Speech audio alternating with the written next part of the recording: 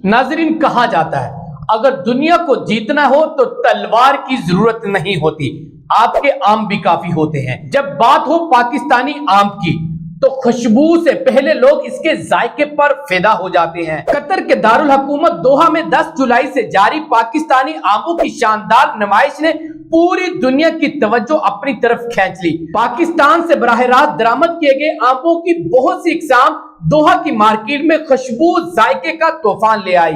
ये सिर्फ आम नहीं, पाकिस्तान का जायका, पाकिस्तान की महक, पाकिस्तान की पहचान है। सिर्फ आम नहीं बल्कि आम का जूस, अचार, मिठाइयां, देसी अशिया, सब कुछ इस नुमाइश में शामिल है।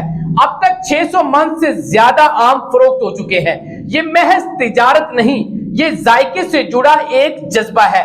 48 मुल्कों के सफीर, 70 से जायद इंटरनेशनल खरीदार, 59,000 अफराद इस नुमाइश को देखने आ चुके हैं। क्योंकि ये आम सिर्फ फल नहीं, ये सफीर है पाकिस्तान का। ये नुमाइश सिर्फ दोहा में नहीं हो रही, ये दिलों में हो रही है। ये वो लम्हा है जब दुनिया टेस्ट ऑफ पाकिस्तान को सलाम कर रही है। अगर आपने कभी चौंसा, सिंदड़ी या लंगड़ा आम खाकर कहा हो वाह क्या बात है, तो कमेंट्स में अपना पसंदीदा आम जरूर लिखिएगा।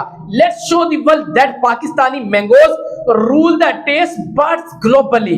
पाकिस्तान जिंदाबाद, पाकिस्तान आम पाइंदाबाद।